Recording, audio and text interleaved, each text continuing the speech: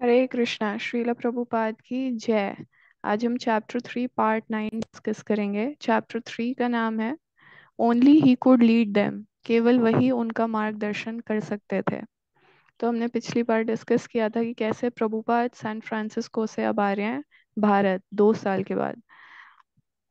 पहले हम प्रेयर्स कर लेते हैं। नमो विष्णुपादाय कृष्ण पृष्ठाय भूतले श्रीमते लोकनाथ स्वामीन इति नामिने। नमो विष्णुपादाय कृष्ण पृष्ठाय भूतले श्रीमते भक्ति वेदांत स्वामीन इति नामिने। नमस्ते सरस्वते देवे गौरवाणी प्रचारिणे निर्विशेष शून्यवादी पाश्चात्य देश तारिणे वांछा कल्पतरुभ्यश्च कृपा सिंधुभ्येव च पतितानां पावनेभ्यो वैष्णवेभ्यो नमो नमः। श्री कृष्ण चैतन्य प्रभु नित्यानंद श्री अद्वैत गदाधर श्रीवास आदि गौर भक्तवृंद।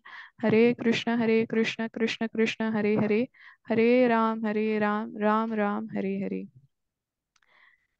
तो अब प्रभुपाद पहुंच रहे हैं भारत 1967 25 जुलाई न्यू दिल्ली में प्रभुपाद का एयरपोर्ट प्रभुपाद लैंड करते हैं। और जैसे ही प्रभुपाद आते हैं तो उनको महसूस होता है, क्योंकि जुलाई का महीना तो बहुत गर्मी है, मतलब दिल्ली इंडिया में। और प्रभुपाद को बहुत रिलीफ मिलता है क्योंकि अमेरिका में बहुत ज़्यादा ठंड थी। हालांकि प्रभुपाद कई बार ऐसे घरों में रहे जहाँ पे उन्हें अच्छी गर्मी मिले बीच के पास, लेकिन जो भारत की गर्मी थी रिलीफ उनको उसी से मिल रहा था। और एक्चुअली इसीलिए प्रभुपाद आए थे, जिससे उनकी तबीयत अच्छी होगी, बेटर होगी। लेकिन इससे प्रभुपाद के साथ कौन आए थे साथ में? कीर्तनन प्रभु।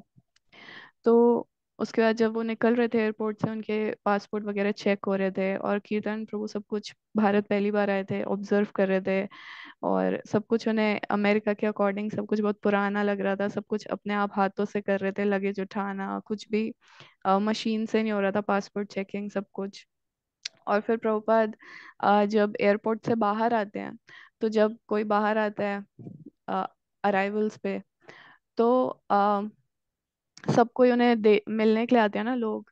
तो ऐसे देख रहे थे बहुत सारे लोग वेट कर रहे हैं अपने रिश्तेदारों का, और प्रभुपाद के लिए कोई नहीं खड़ा, प्रभुपाद अकेले आ रहे हैं। और ये जो सीन है ये सैन फ्रांसिस्को के सीन से बिल्कुल अलग है, जहाँ पे डिसाइपल्स प्रभुपाद के इतना रो रहे थे जब प्रभुपाद जा रहे थे। पर यहाँ पे कोई नहीं है प्रभुपाद के लिए अभी। फिर प्रभुपाद बाहर आते हैं तो सारे टैक्सी ड्राइवर और सब चिल्ला रहे हैं प्रभुपाद के लिए कि हमारे टैक्सी में आइए, जैसे होता है नॉर्मली हर स्टेशन एयरपोर्ट पे।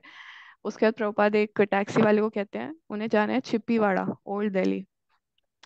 और फिर प्रभुपाद उसमें बैठ जाते हैं। वो एम्बेसडर गाड़ी होती है, और फिर वो जिस रोड्स और जिन गलियों से होते हुए वो गाड़ी जा रही होती है, तो प्रभुपाद के लिए वो सब बहुत वेल नोन है। प्रभुपाद वहां से जा चुके हैं कई बार। और प्रभुपाद याद कर रहे हैं कि कैसे मैं दिल्ली में आज से कुछ साल पहले अकेले back to godhead magazine, Shrimad Bhagavatam सब डिस्ट्रीब्यूट कर रहा था, अकेले प्रभुपाद कर रहे थे इन्हीं रोड्स पे, और डोनेशंस कलेक्ट कर रहे थे। और तब प्रभुपाद के पास कोई लक्ष्मी नहीं थी, कोई रहने की जगह नहीं थी। लेकिन फिर भी प्रभुपाद बहुत प्रसन्न थे क्योंकि वो पूरी तरह से कृष्ण पर निर्भर थे। और फिर प्रभुपाद उस वक्त ये कॉन्टेम्पलेट कर रहे थे कि कैसे भारत के लीडर्स ने अ, बिल्कुल रिजेक्ट कर दिया वैदिक कल्चर को, और वो खुद वेस्टर्न कल्चर को सपोर्ट कर रहे हैं।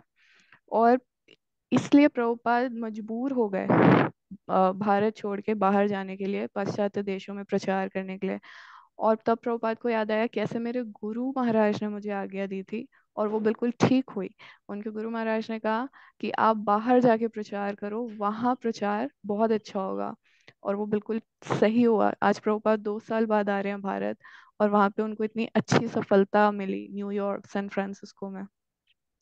फिर ये सब सोच रहे थे प्रभुपाद, और तब चावड़ी बाजार आता है।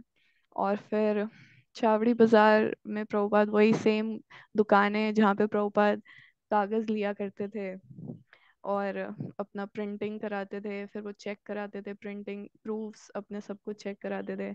फिर अचानक से ड्राइवर बाहर रोक देता है। अगर आपने चिप्पीवाड़ा मंदिर आप गए होंगे तो आपने देखा होगा कि एक ऐसी गली के अंदर है वो, उस गली के अंदर कोई रिक्शा ऑटो कुछ नहीं जा सकता, टैक्सी नहीं जा सकती।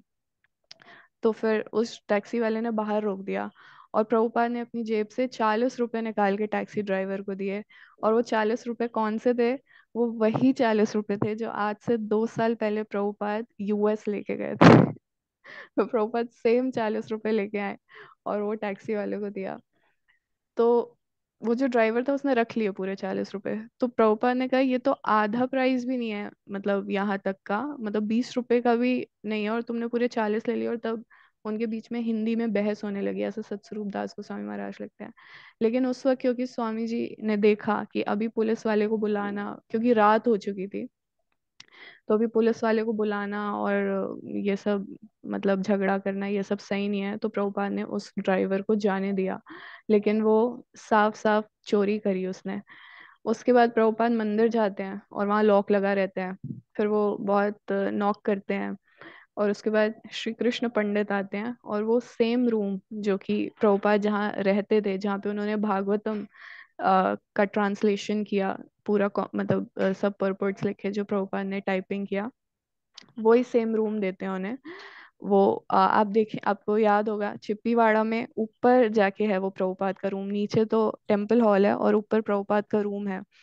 तो फिर प्रभुपाद ऊपर जाते हैं, लॉक खोल के उन्हें देते हैं, और फिर वो रूम बिल्कुल खाली है, और बहुत ज्यादा मिट्टी है उधर, सफाई भी नहीं हुई। और उस रूम में एक डोम है 3 फुट का, क्योंकि उसके नीचे डीटीज हैं अभी राधा वल्लभ के, और उस टाइम पे राधा कृष्ण थे। तो वो डीटीज हैं, इसलिए उसके ऊपर कोई पैर ना रख दे, इसलिए वो डोम बड़ा सा बना रखे है उस रूम में।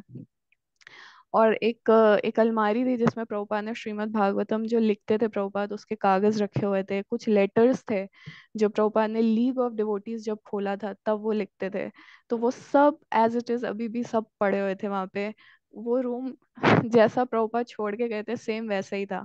फिर प्रभुपाद वो रूम कीर्तनन प्रभु को दिखाते हैं और कहते हैं ये वही कमरा है जहाँ पे मैंने श्रीमद् भागवतम कंपाइल की। मैं यहाँ सोता था, प्रभुपाद बताते हैं। और फिर प्रभुपाद कहते हैं मैं यहाँ पे कुकर रखता था और यहाँ पे मेरा टाइप राइटर होता था। फिर प्रभुपाद बताते थे मेरा दिनचर्या क्या था।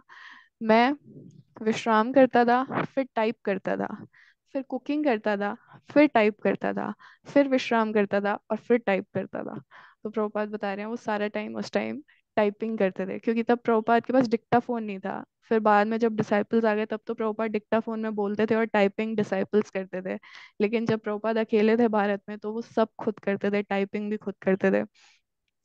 कीर्तन प्रभु जब ये देखते हैं तो इतने आश्चर्यचकित हो जाते हैं कि स्वामी जी इस कमरे में, इतना मतलब खराब स्थिति थी उस कमरे की उस टाइम, और इतनी विनम्र जगह में प्रभुपाद रहते थे।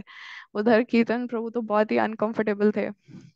और उसके बाद 2 डॉक्टर्स आते हैं, प्रभुपाद को कुछ दवाइयाँ देते हैं और उन्हें कहते हैं आप अपना खाना और विश्राम, सोना, सब कुछ आप रेगुलेटेड रखिए, अपना काम भी बहुत ज़्यादा कुछ मत कीजिए अभी।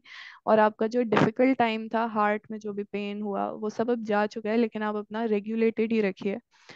फिर उसके बाद 1 अगस्त आता है और प्रभुपाद वृंदावन जाते हैं। 6 दिन, 25 जुलाई को प्रभुपाद दिल्ली आए थे, अब 6 दिन बाद प्रभुपाद वृंदावन जाते हैं, राधा दामोदर टेम्पल में उन्हीं रूम्स में रहते हैं जहाँ वो पहले रह रहे थे। और प्रभुपाद जब वहां बैठे थे तो कीर्तन प्रभु को वो कहते हैं कि मैं वापस अमेरिका जाना प्लान कर रहा हूँ। प्रभुपाद कहते हैं एक लेटर लिखते हैं अमेरिका में और कहते हैं I am always thinking of you. और प्रभुपाद अपने शिष्यों को कहते थे कि वो मेरे प्रिय शिष्य हैं, डियर डिसाइपल्स। तो प्रभुपाद कहते थे मैं हमेशा आपके बारे में स्मरण कर रहा हूँ। जब प्रभुपाद दिल्ली में थे तो ब्रह्मानंद प्रभु से उन्हें एक लेटर मिला। वो लेटर में ब्रह्मानंद प्रभु लिखते हैं कि कैसे मैकमिलन कंपनी जो है वो इंटरेस्ट शो कर रही है, अब वो रुचि दिखा रही है भगवत गीता प्रिंट करने में, पब्लिश करने में। तो प्रभुपाद बहुत प्रसन्न होते हैं और प्रभुपाद कहते हैं कि आप उनसे डील फिक्स कर लो और आगे भी हमारी बुक्स हैं, इसके लिए भी आप मेरे बिहाफ पे इसको फिक्स कर दो। प्रभुपाद मैकमिलन से इसलिए करना चाहते थे क्योंकि उन्हें कोई प्रेस्टीज चाहिए था, इसलिए नहीं। प्रभुपाद इसलिए करना चाहते थे क्योंकि मैकमिलन काम बहुत जल्दी करता है, और प्रभुपाद के दिमाग में भी चल रहा था कि कैसे श्रीमद् भागवतम चैतन्य चरितमृत काम बहुत सारा है और मुझे ये सब जल्दी जल्दी करना है, इसलिए प्रभुपाद मैकमिलन से डील करना चाहते थे, और वो हो जाती है फाइनली। फिर प्रभुपाद अभी भी बहुत वीक वीक फील कर रहे थे, और कीर्तन प्रभु हालांकि उनके लिए भारत की गर्मी और ये सब टॉलरेट करना बहुत मुश्किल था, लेकिन वो प्रभुपाद का बहुत अच्छे से ध्यान रख रहे थे, मसाज कर रहे थे, उनका ध्यान रख रहे थे। और प्रभुपाद हर समय कीर्तन प्रभु से क्या डिस्कस कर रहे थे कि कैसे कृष्ण भावनामृत आंदोलन का और प्रचार करना है, इसको और फैलाना है। वो इतना यूथफुल, इतना जैसे जैसे बहुत यूथफुल फील करते हैं वो प्रभुपाद इस एज में भी, कि मुझे कैसे प्रचार को आगे बढ़ाना है। हालांकि अभी उनकी हेल्थ इतनी वीक है और वो उतना अभी सपोर्ट नहीं कर रही है, लेकिन प्रभुपाद के हृदय में और मन में यही चिंतन चल रहा है।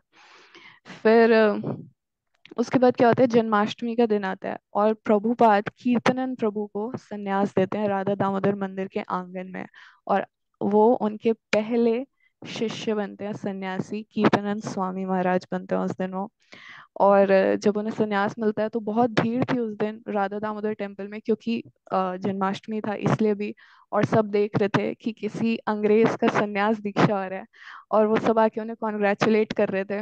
और सब बोल रहे थे he looks like Chaitanya Mahaprabhu, ये चैतन्य महाप्रभु की तरह दिख रहे हैं।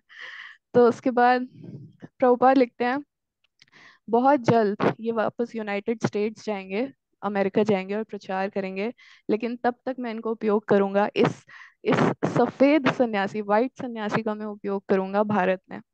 उसके बाद सितंबर में अच्युतानंद प्रभु भी आते हैं यूएस से, प्रभुपाद से मिलने वृंदावन। और उसके बाद अच्युतानंद प्रभु और कीर्तन प्रभु एक दिन राधा दामोदर टेम्पल में खड़े थे और भगवान के दर्शन कर रहे थे। तो राधा दामोदर टेम्पल में हमने देखा बहुत सारी डीटीज हैं।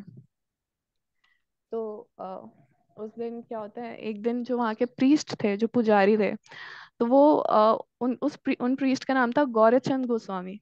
तो वो अच्युतानंद प्रभु से पूछते हैं कि आपको कैसे लग रहे हैं डीटीज। वो दर्शन कर रहे थे भगवान के, तो कह रहे हैं आपको कैसे लग रहे हैं भगवान, क्योंकि बहुत सारे डीटीज थे। तो पूछते हैं आपके कौन से फेवरेट हैं इसमें, आपको सबसे बेस्ट कौन से लगे। तो अच्युतानंद प्रभु कहते हैं आई लाइक देम ऑल, मुझे तो सब अच्छे लगे। तो प्रीस्ट कहते हैं ओके, बट मेरे को वो जो उस कोने में सबसे बड़े मुख है जिनका, वो अच्छे लग रहे हैं। और फिर वो कहते हैं क्योंकि उनका चेहरा जो है जनरल चौधरी से, उस टाइम के कोई ऑफिसर थे, उनसे मिल रहा है। तो जब ये कीर्तन प्रभु और अच्युतानंद प्रभु ने सुना तो उन्हें इतना अजीब लगा कि ये कैसा जवाब था, मतलब भगवान का कंपैरिजन किसी ऑफिसर जनरल चौधरी से। तो वो एक दूसरे की तरफ देखने लगे, वो बहुत आश्चर्यचकित हुए कि ये कैसा जवाब था। फिर वो आके प्रभुपाद से बात करते हैं, डिस्कस करते हैं कि उन्होंने ऐसा जवाब दिया। तब प्रभुपाद कहते हैं कि ये जो है कास्ट गोस्वामीज हैं। राधा दामोदर टेम्पल जो है श्रीला जीव गोस्वामी ने एस्टैब्लिश किया, उनकी स्थापना की, और उसके बाद उन्होंने एक गृहस्थ भक्त को इसकी अर्चना आगे करने के लिए दिया। अब वो ही परिवार, उनके बच्चे और फिर उनके बच्चे इस तरह से इस मंदिर को देख टेक केयर कर रहे हैं उसका। तो प्रभुपाद बताते हैं कि पहले हर डीटीज का अपना लैंड होता था, अपना मंदिर होता था, इतना ऑप्युलेंस होता था, अपने इतने सारे पुजारी होते थे। लेकिन क्योंकि ये कास्ट गोस्वामी आ गए हैं, इन्होंने, क्योंकि इन्हें अपना घर चलाना होता है, अब इन्होंने अपना घर चलाने के लिए मंदिर का सेवा करना शुरू कर दिया है। तो इन्होंने लैंड बेच दिया, इन्होंने कम से कम भगवान का ऐश्वर्य कर दिया। अब वो उतने ऐश्वर्य से भगवान की पूजा अर्चना नहीं करते हैं। तो काफी कुछ इन्होंने कर दिया, क्योंकि अब इनका पर्पस है कि इधर से हमारा घर चले। तो ये कास्ट गोस्वामीज है। तो उसके बाद उस दिन अच्युतानंद प्रभु और कीर्तनानंद स्वामी महाराज को रियलाइज हुआ कि प्रभुपाद अलग है वो डिफरेंट है, क्योंकि वो भारत आए तो वो ये सोच के आए कि सब भारतीय हैं, सब भक्त हैं भारत भूमि में। तो लेकिन जब उन्होंने वृंदावन में देखा तो उन्हें कोई भी प्रभुपाद जैसा नहीं लगा। वो देखते थे एक विडो है, वो वहीं कहीं सोती है और वहीं बैठी रहती है। वहां पे कोई बाबा जी हैं जो रात को जागते हैं और जोर जोर से हंसते हैं, लेकिन स्वामी जी के लिए चंदन निकालते हैं। एक डॉक्टर आते हैं, मतलब वो सब कहने के लिए डिवोटीज हैं भी, वृंदावन वासी भी हैं, भगवान के मंदिर भी आते हैं, लेकिन वो स्वामी जी जैसे नहीं है। एक बाबा जी हैं जिनको वो ऑब्जर्व करते थे। लेकिन ये सब लोग हालांकि वृंदावन में रह रहे हैं, but they are not like Swami ji. फिर वो रियलाइज करते हैं कि प्रभुपाद जैसा कोई भी इतना सरल नहीं है, कोई भी इतना गंभीर नहीं है, किसी में भी वो शक्ति नहीं है जो मतलब फॉल्सिटी, जो नकली भक्ति जो प्रेजेंट करे, इन सब चीजों को काट सके। कोई भी इतना आकर्षक नहीं है हृदय को, और कोई भी भगवान कृष्ण से इतना आसक्त नहीं है, और कोई भी उनको उनका मार्गदर्शन नहीं कर सकता। जो हमारे इस अध्याय का नाम है, no one could lead them actually, सिर्फ प्रभुपाद ही उनका मार्गदर्शन कर सकते थे। तो आज हम इतना ही डिस्कस करेंगे। श्रीला प्रभुपाद की जय।